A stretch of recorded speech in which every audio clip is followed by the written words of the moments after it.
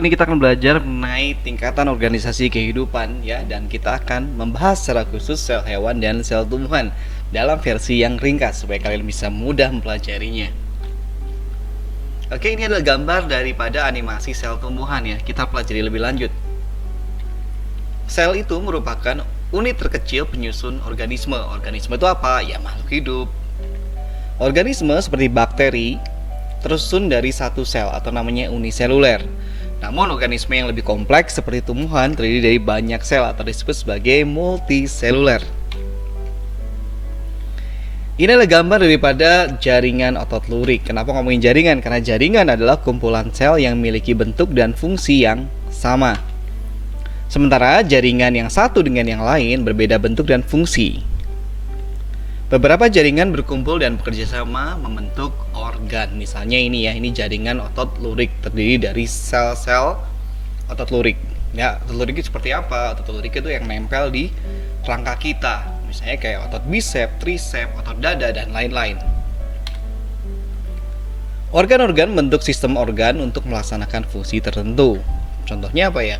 Sistem pencernaan, sistem peredaran darah, dan lain-lain.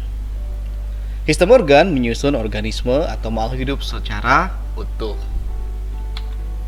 Nah, ini contohnya ya. Misalnya kita punya dalam tingkat sel itu sel usus halus.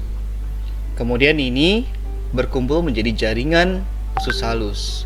Dari sini menjadi organ, yaitu usus halusnya itu sendiri.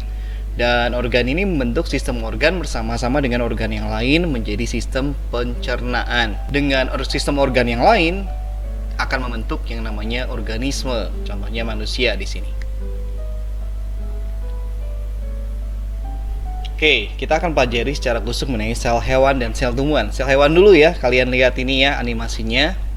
Ada bagian-bagian tertentu ya dengan berbagai macam fungsinya masing-masing. Dan antara sel hewan dengan sel tumbuhan sebenarnya banyak kesamaan dan ada sedikit perbedaan. Yuk kita lihat. Oke. Dari gambar ini aja ya, kita mulai dari nomor 1. Nomor 1 adalah bagian yang ini. Ini adalah nukleus, tugasnya mengatur seluruh kegiatan sel. Di dalam sini ada yang namanya anak inti atau nukleolus dan juga cairan inti atau nukleoplasma. Nah, di sini juga yang ada yang kalau kamu sering mendengar tes DNA, ada DNA di sini. Kemudian nomor 2 yang sebelah sini.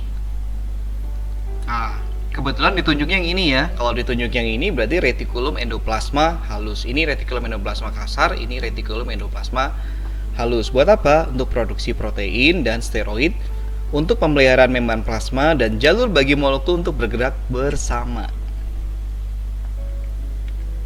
Lanjut, nomor 3. Nomor 3 gambarnya ini ya, yang kayak sinyal wifi. Ini adalah tempat terjadinya sekresi. Nah, sekresi itu apa sih? Pengeluaran zat secara sengaja untuk keperluan tertentu. Dan metabolisme sel. Metabolisme itu pengolahan zat ya. Nah, kemudian nomor 4. 4 yang ini nih maksudnya. Oh, berarti retikulum endoplasma yang kasar atau RE kasar. Tugasnya mengisolir dan membawa protein ke bagian-bagian sel lainnya. Nomor 5 nih. Nomor 5 ini terkenal sekali ya. Bentuknya ini kayak lika-liku begitu. Itulah mitokondria. Mitokondria gampang dihafalin karena di sini ada respirasi atau pernafasan, dan pernafasan itu menghasilkan energi. Kemudian kalau kita lihat nih bagian paling luar dari sel hewan, namanya adalah membran plasma. Untuk mengatur, ada yang ngomong juga untuk mengatur lalu lintas masuk atau keluarnya zat, masuk sel atau keluar sel maksudnya. Berikutnya nomor 7, ini kadang-kadang nggak ditanyakan ya, tapi biar kita tahu aja, namanya sitoskeleton, untuk menahan dan mempertahankan bentuk sel. Kalau di sel tumbuhan masih ada dinding sel, di sini nggak ada ya. Ribosom, yang titik-titik, biasanya ini banyaknya di dekat RE kasar ya, untuk sintesis atau pembentukan protein. Kemudian sentrosom, mana yang sentrosom 9? Sentrosom yang ini kasih warna merah karena hanya ada di sel hewan ya. Terjadinya proses pembelahan sel. Sedangkan yang nomor 10 ini namanya lisosom, menghancurkan bakteri dan juga organel sel yang rusak. Ini juga dikasih warna merah karena cuma ada di sel hewan. Yuk kita lanjut ke sel tumbuhan nih. Ini contohnya salah satu bagiannya namanya vakuola gede ya. Nah, kita ambil gambar yang kurang lebih mirip ya. Oke, kita mulai dari yang nomor 1. Bagian paling luar ini namanya dinding sel ya, lapisan terluar yang melindungi sel dan menjaga bentuknya. Kemudian, oh ya, ini dikasih warna hijau karena yang punya hanya sel tumbuhan.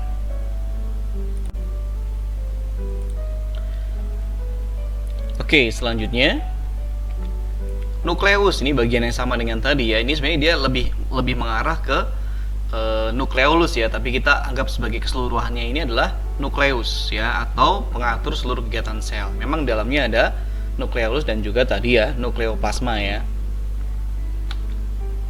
Berikutnya nomor 4 tentu saja yang berdekatan dengan inti adalah retikulum endoplasma kasar. Sekali lagi fungsinya mengisolir dan membawa protein ke bagian-bagian sel yang lainnya.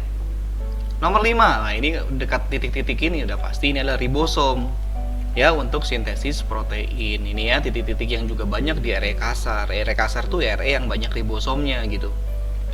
Kemudian nomor 6 cairan sel, ini yang di materi jernih ini ya, materi jernih yang di dalamnya terjadi reaksi kimia. Ini juga di sel hewan ada sebenarnya, cuma tadi tidak ditunjuk ya.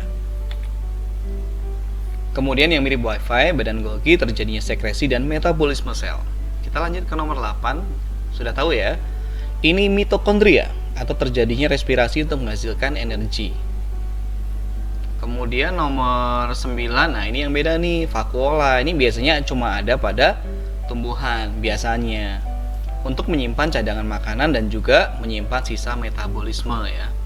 Kemudian yang beda nih, ini adalah kloroplas. Ada yang nyebut plasida. Plasida itu apa? Plasida itu sebenarnya kan tempat zat warna ya. Kalau namanya warnanya hijau ya kloroplas namanya. Di sini tempat terjadinya fotosintesis. Oke, sebagai akhir dari pembelajaran kali ini kita akan membedakan antara sel hewan dengan sel tumbuhan. Sel hewan itu tidak punya dinding sel, sementara sel tumbuhan punya dinding sel. Ya, kalau hewan kan cuma membran sel aja, tapi sel tumbuhan punya dinding sel. Ini juga yang menyebabkan bentuk tumbuhan itu tetap gitu. Kalau kulit kita kan dipegang masih bisa ya empuk-empuk gitu ya. Kalau di tumbuhan tidak. Sel hewan tidak punya plastida, sel tumbuhan punya dong plastida kan buat fotosintesis.